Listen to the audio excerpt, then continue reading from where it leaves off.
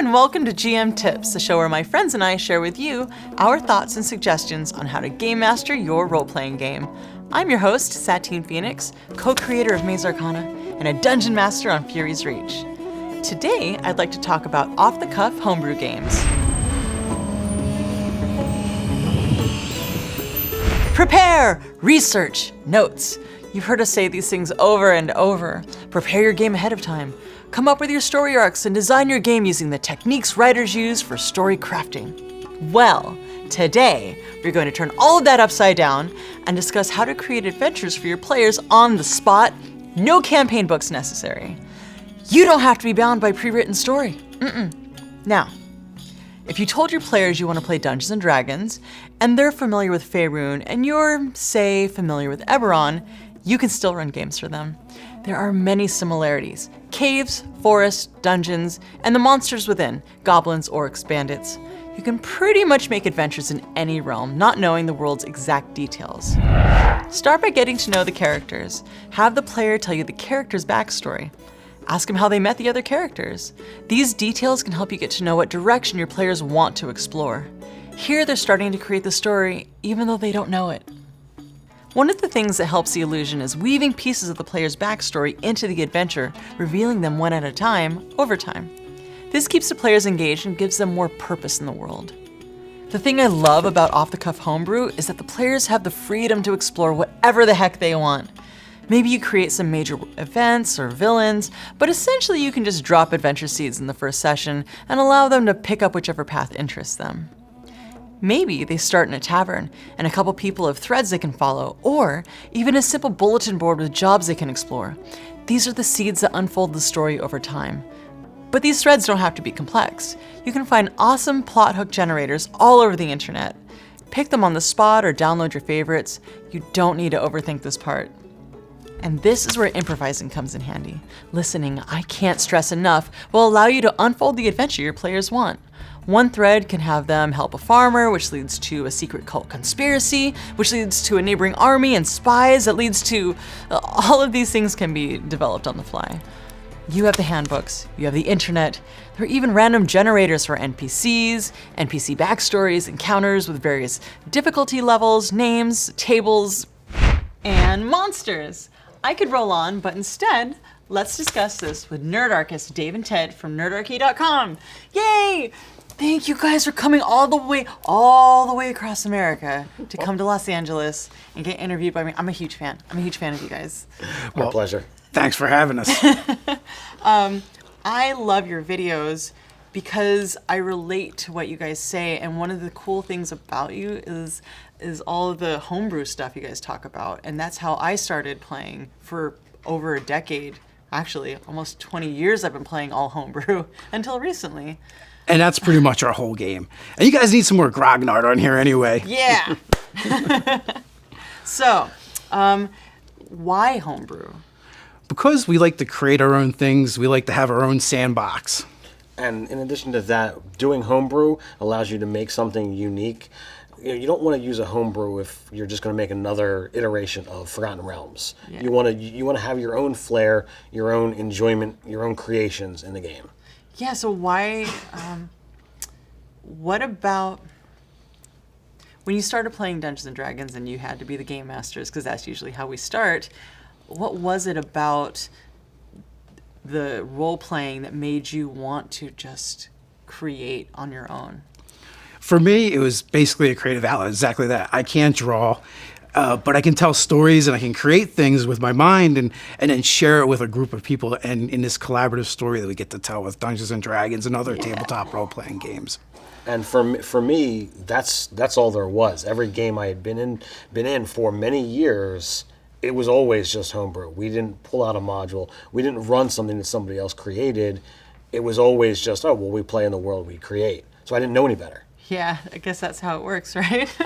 So now you guys are experienced game masters, and you don't have to prepare so much. In our pre-interview, you talked a bit about the planting of seeds and using a couple sentences. So share that with the world. Sure. When I started out, I wrote everything out. But as I gained more and more experience, what I really learned was to just listen to my players. They're gonna fuel your game with tons of ideas if you just listen. I heard the saying once, you've got 2 ears, one mouth. So you should be listening twice as much as you talk. Yeah. And with that, the phrase, what do you want to do, is incredibly powerful. And if you've got decent players, they're going to sit back and they're going to give you what it is that they want to do. If you spoon feed them exactly what they want, they're going to be happy with the session. Okay, so tell me, what are the things? What are some seeds that you plant in them? I don't plant the seeds, they do. Like Okay. the initial thing, maybe I put something out there and they bite on it and sometimes they don't. They needed to get ingredients to create a cure. And they knew they were going to have to barter with some hags for it. And one of my players is like, oh, this is going to be like that fairy tale thing where we can't just buy stuff or trade stuff. They're going to want something that's meaningful to us. And I was like, oh yeah, that's exactly what it's going to be. And they ended up walking away with losing memories and stuff like that. And it's like echoed throughout the whole entire campaign now. Okay, but then how do you prepare for even that part where they have to get ingredients? So at what point did they say, I like that, I want to go collect ingredients? So initially they had a problem that they were dealing with. And, there was basically a drug lord in their town, in their city, and they were looking to stop him. But at the same time, the drugs were turning people into monsters. Village drug lord. Yeah, essentially, they were using this drug called stank, made from troglodytes. And if they stopped using it, people would turn into troglodytes. So they needed to cure those people. Oh, cool. So did you play in this game? I did not. This was an online game that he runs with some of our fans. Oh, cool. That's actually really cool. It's a ton of fun. So you do homebrew online with fans that you don't actually know them very well. No, I did not know them until we started gaming together. So how do you interact with, how do you learn them and then learn what they want through a screen even? That sounds complicated. I've always looked at D&D and gaming as an extension of friendship, right? So if I invite you to my table, I've invited you to become my friend. And we learn, like any relationship. Yeah. We build it over time. We have a Facebook chat and we talk in there a lot of times. And, they would send me information and I would take that information and use it to put back into the game. Cool. And that's always going to happen. When you are at a table, in-game as well as out-of-game, information is going to be said. And you can turn that stuff into actual plot lines and threads based on either character wishes, player wishes, or a combination of the two. Biggest problem people bring to us is my players won't take my hooks. They won't bite on my plots. Yeah. And you want to know why? Because they're yours and not theirs. Switch it to theirs and you'll never worry about that again. That's a really good point. Okay, so you have, you talk to your character, or you talk to the players about their characters. Session 1, you plant the seeds. They want to go in this direction. You're like, yeah, awesome. But they run into this direction. You didn't prepare monsters. So you have your books with you, or you're pulling it right out of there. So there's a couple different things that can be done here. Number one, if you've planned that they're going to go off in this direction, and you've got bandits that are going to, ambush them, they don't know what you've planned. There's nothing to say that you couldn't pick up those bandits and put them in the direction that they went. You've got your material planned. You can still use it. It's just a matter of where the locations are. Worst case scenario, if you're unwilling to make that change because it's, based on a certain locale that they're not at, all right, fine. You might have to improv for a little bit. Unless you're doing a live streaming game, there's nothing to say, guys, hold on a second, I wasn't prepared for this. Why don't you guys go take a bathroom break? I'm going to spend a few minutes and deal with this. And you take that time, you plan, and you're ready to move on. And you know what, right? Say you had that ambush plan. They never even leave the city. What do, right? They're not bandits anymore. They're thugs. Yeah. You just change it up. Maybe they're a gang in the city, and they have a beef with one of the characters because who knows? Could be a mistaken identity. Anything.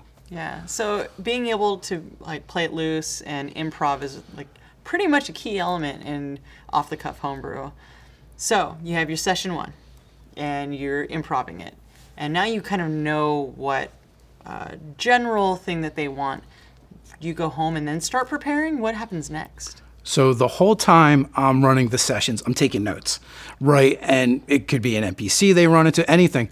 And then I'll start feeding that back into the game. Or they'll go back to that NPC or that location, and it becomes important to them.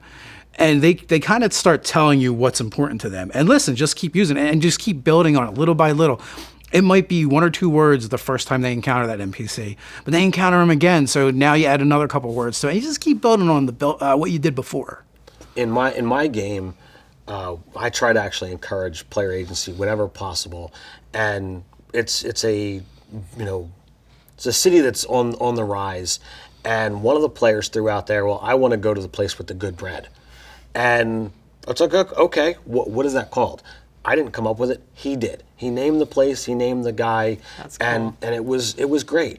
Well, every session thereafter that they're in town, we want to go back to this place. We want to go talk to that NPC. Well, the one time, because there was this buildup of this powerful thing, he's not there. Something happened. So that encouraged the players to, oh no, there's a change in our normal routine because I can't find this guy. So you can build on those NPCs that they interact with and want to interact with time and time again.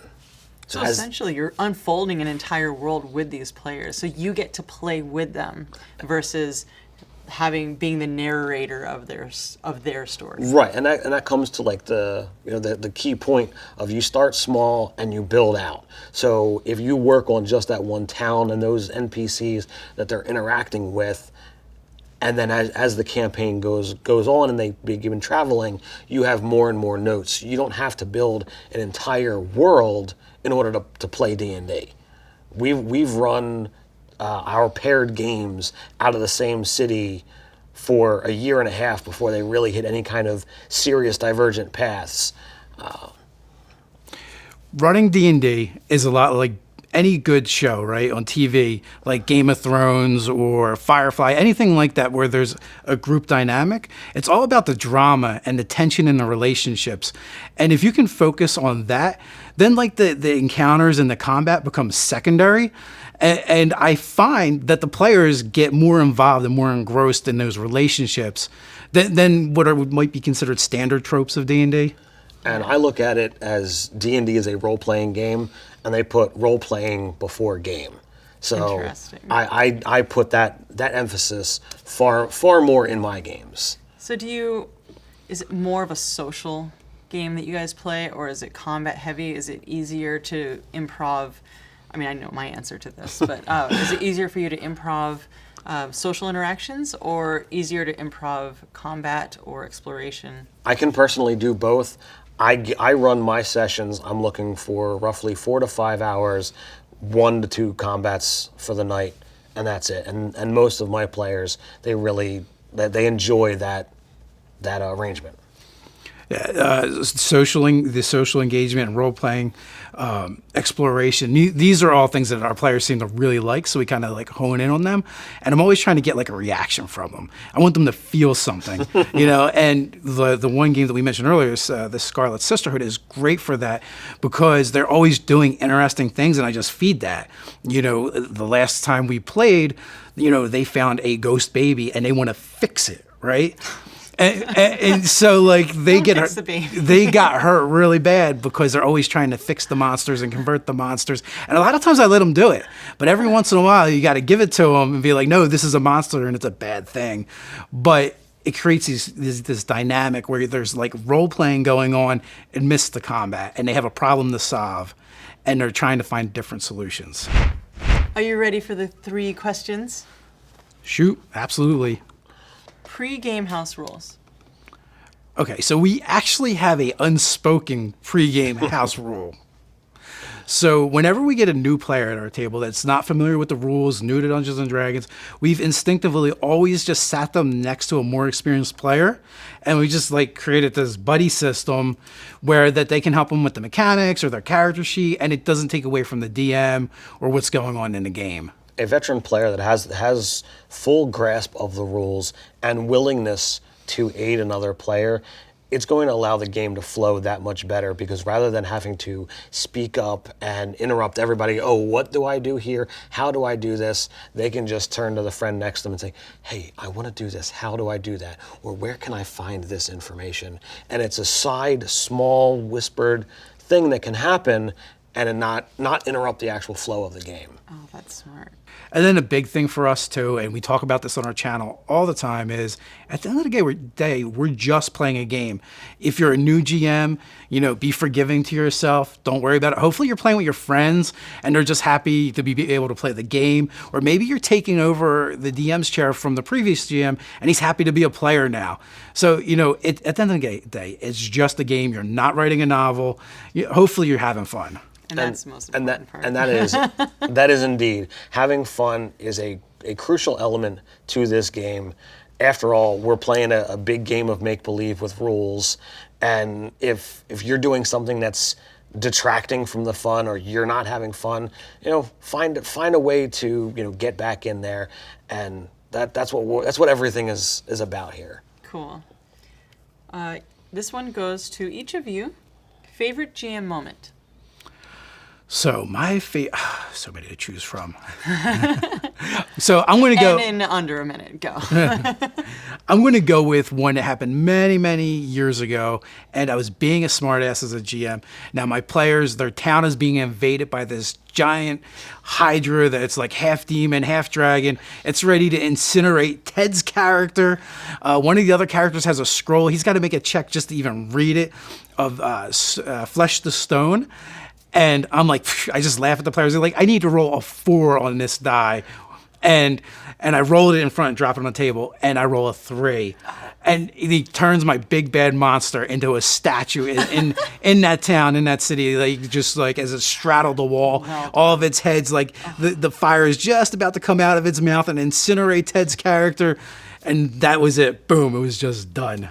Beautiful. This was before legendary actions and legendary resistance, so it was definitely cool. For me, mine is a lot less descriptive. I'm a much more improv DM. I tend to run off of a sentence or two or less when I'm running for my game. And the one time I ran a session and the players absolutely loved it, and they're like, oh, you must have blah, blah, blah, blah. You spent all this time. I'm like, I showed them my notebook and I had 3 words written down. And I'm like, that's what I ran off of tonight. Nice. And I'm like, wow. And he never pre-planned a session again. Because, that's kind of what I tend to get. If I plan heavily, then the players don't seem to have as much fun with it. But if I just improv with it, they're in love with it. So awesome. That's where I go. Tip to the audience. Could be anything. What is each of your tips to the audience? So we've been talking about homebrew and a lot of improv stuff, right? And preparation, kind of. So a lot of times we get asked, what is the right amount of preparation? And that is whatever you need as the GM. Whether it's like Ted said, I write 3 words on a piece of paper, or you come up with a bunch of pre-planned encounters, and maybe they're not in a particular order. Maybe you come up with rumors and stuff like that. Whatever makes it easier for you, it makes you feel comfortable. You might need nothing, or you might need a toolbox full of stuff that you can just draw from and go to in your times of need. Where like Ted said, hey, I need 5 minutes. Can you guys give it to me? And you just go through your toolbox and put some things in order, and boom, you're ready to go. So I would wind up saying, we talked about, don't get married to your ideas and be prepared to change.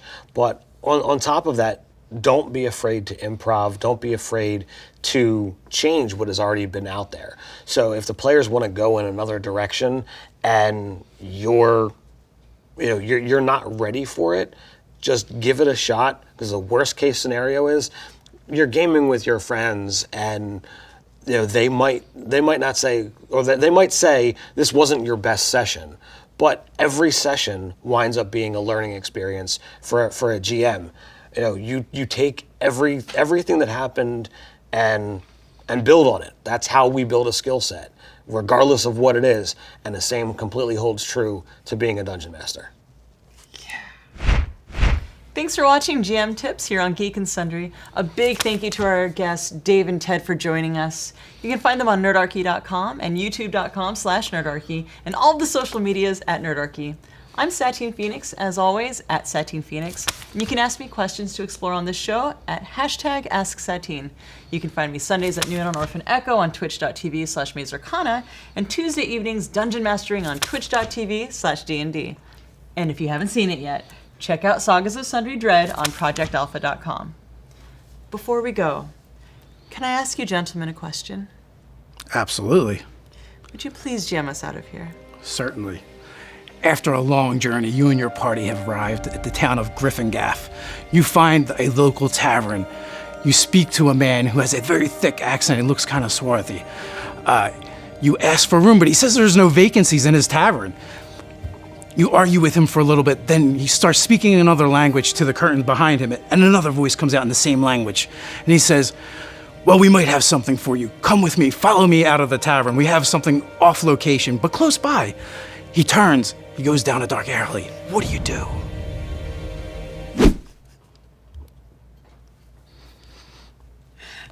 That was your real LA experience, though. Yes, it was.